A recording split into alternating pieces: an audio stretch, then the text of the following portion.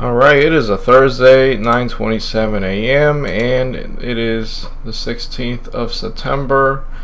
Just three stocks on the main watch list, but of course, if anything on the other watch list is having a nice, clean looking downtrend, a morning panic bounce play potential, I'll definitely be interested in that. ISWH could be a morning panic bounce play.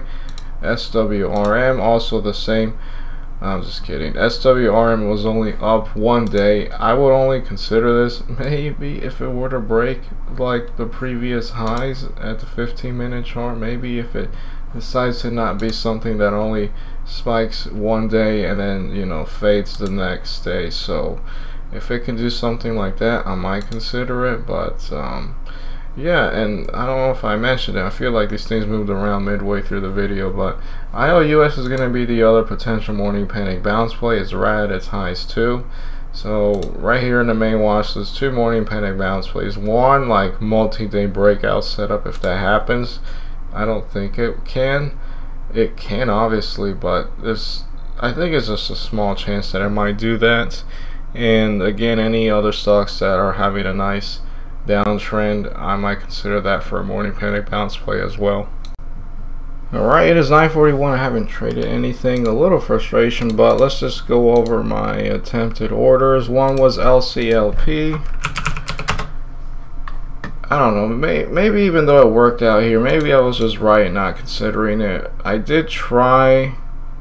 This was later just to see if it was something that I could have in theory bought anyway with Charles Schwab, and it is something that I could have bought because there are some stocks that are just not you know, they're just not tradable on Charles Schwab. This was a morning panic bounce play, not very clean. If you look, you know, it's a 15-minute chart.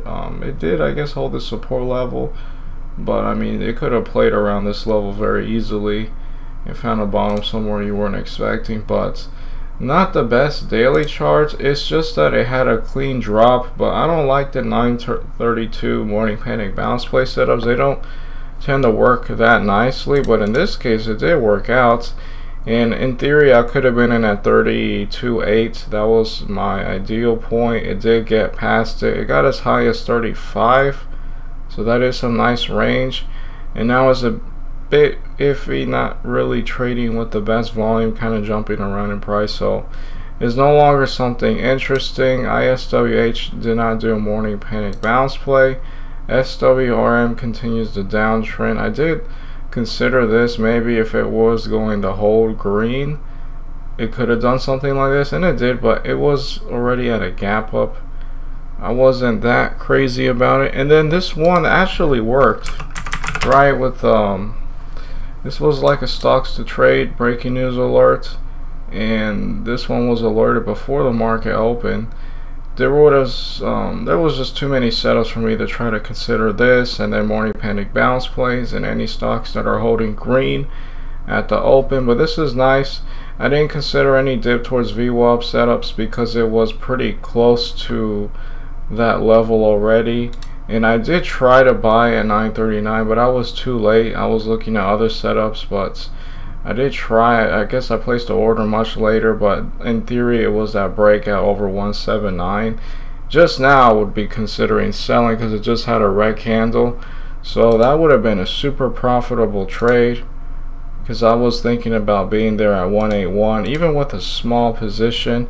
I do feel kind of upset because I could have traded. I mean, if I were to have traded it LCLP, I would have only have traded a small position. I should try to trade larger size, but yeah, I really like the thing here with JZZI. Maybe it could be a dip setup now because it's, you know, extended itself much further from the level, but I'll have to be cautious with it because it is something that doesn't really spike for more than a day, at least historically speaking. But yeah, that's what I have for right now. I'll keep looking. Maybe this could be a setup, maybe not. Alright, it is 10:02 a.m. and yeah, it just seems so scary. JZZI and IOUS just keeps uptrending. I was considering both of these, but it just seems like it's just, I mean, it could be that kind of stock that just continues the uptrend right the whole day, but you know, until it's like midday or something. But it's just, they just keep uptrending, and I just don't really want to trade them. in theory, I was looking at JZZI for holding this 20 level, and it did hold it. I mean, it got to 23.5. Is it going to continue an uptrend? Maybe. It is known to just spike for one day, but look at these freaking wicks. It could still have a long way to go, but it could also be the top as well. I don't really know. I mean, nobody really knows, but yeah, they just keep uptrending. Very sketchy, very scary. This is going to be a nice morning panic bounce play at some point. That's one good thing to take into consideration. I guess I'm just going to keep watching it. This, I guess, looking now is like a bull flag, but this would have been kind of hard, I think. JZZI could have been, in theory, a bull flag. That's what I was looking for, but I feel like it was taking too long. But now it has woken up a little bit, but this one seems weaker than ILUS. Yeah, that's where I'm at right now. I'll keep looking, but I honestly don't know what to do with these. I just don't want to chase them. Alright, it is 10:23. ILUS, in theory, when I saw it right here, this was looking a lot like a head and shoulder setup. I checked Schwab, and it looks like it actually was shortable. At least they had some kind of shares available, and in theory, if I was able to short, which is just next week, I think I'll have my short selling account back. I believe the 22nd, so that's going to be 6 days from now. I would have been short here, and I would have been risking the day high, which would have been 21.89, and I would have been short maybe at 21.54, 21.50. Perhaps I would have covered some here once it was starting to form this little base, trying to hold a level. And now we have what is so far a lower high, a lower high, a lower high. So, you know, this could be something that you could try holding even longer, but maybe in theory I would already be out down here because, you know, I'm just trying to take it very simply, you know, just one in, one out, but this thing can continue to fade, and JZZI is also putting up lower highs, so this could be the back end of the move. We already have the big wick going on like it has before. So this could be all it does now. It might try to hold itself and make a run, you know, towards the highs again. Maybe, you know, sometimes they do that later in the day, but I'm not trying to put a specific time. Something like that can totally happen, but that's the idea there with ILUS, JZZI. These could be, in theory, short setups already in play. JZZI, maybe I would have, this would have been a lot harder for me to consider shorting.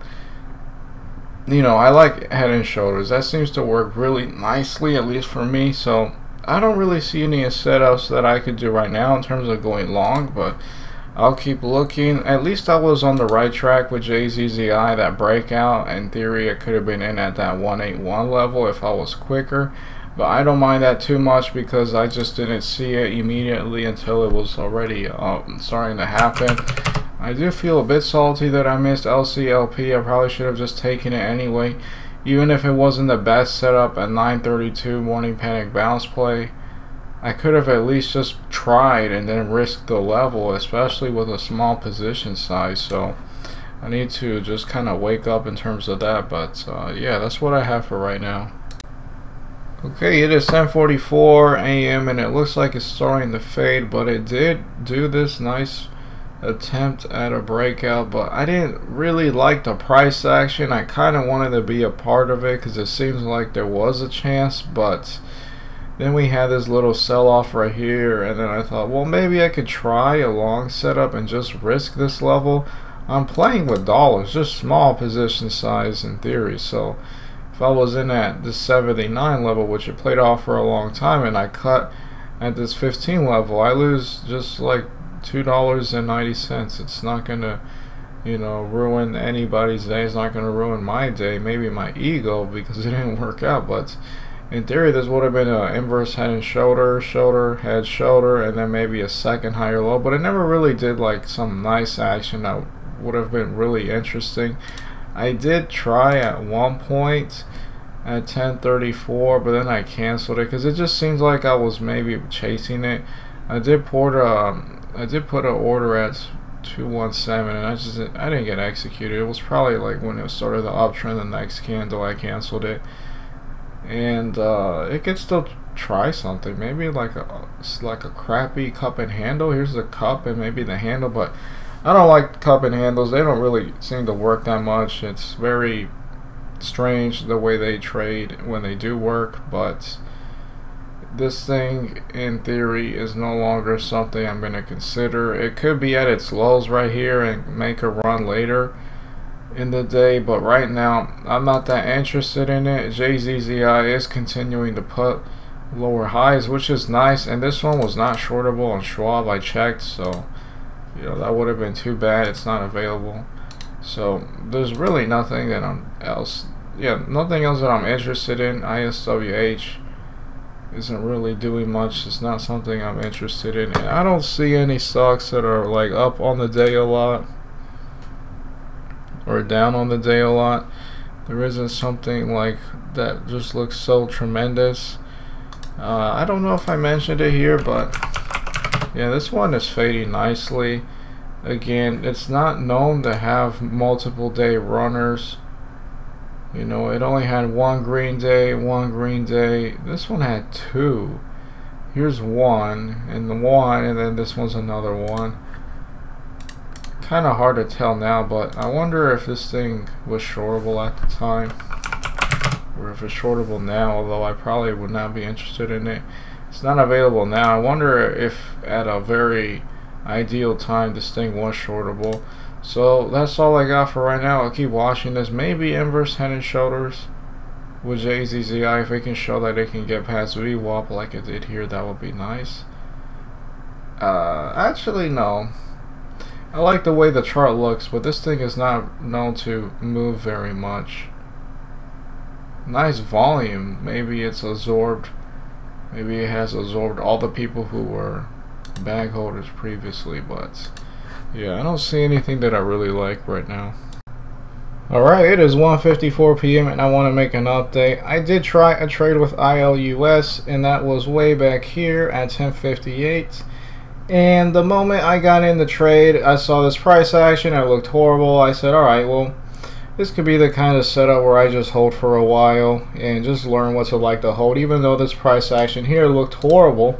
And it did break. I was trying to do a tight risk at 213.7 and it broke it.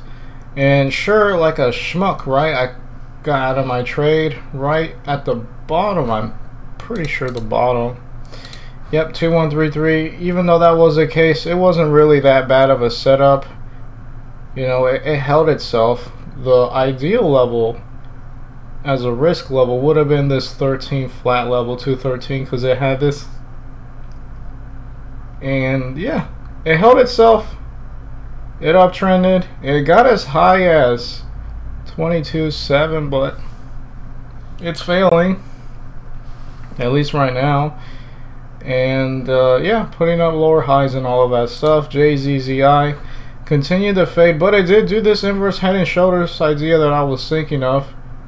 You could have called this the shoulder too, right? And then it did it again. It worked out, but it would have been kind of sketchy to trade. But hey, this thing is holding itself a lot better than it has, at least compared to the previous run-up, so that's pretty nice. I'm not going to trade anything. I don't see anything that looks really good. I'll make an update later, but I think that's all. I had a very tiny trade there. It was a small size, just $4, under 2%. I could have sold, you know, at a much better price, but it doesn't matter. I think it was still more experience. Alright, it is 10:22 p.m. and I'm here to call it off. Overall, I'm just not really happy with that trade I took with ILUS. I knew that I wasn't really buying it at a very good point, and on top of that, you know, I just felt kind of dirty trading that setup. And what I did after this setup is I went ahead and rewatched Trading Tickers, which was Tim Grattani's DVD, specifically the 6th chapter, which is about buying multi-day OTC breakouts. And I think that was a really good wake-up call to remind me of the setup. I would consider the breakout honestly to be above this 20 level. You know, sure, you could play around and say no, actually it was 17 or 18, whatever, but that was in theory the breakout here at 20 when it did it, and it made a nice run, and it continued to put up, higher lows for a decent amount of time and get as high as 22, which is 10%. Sure, if you want to play off the lower levels, if you think the breakout was a lower level, that would have been more profitable too. But yeah, that's the theory with that. I just felt like I didn't trade it very nicely. That was kind of dumb, like just some stupid setup. 1058.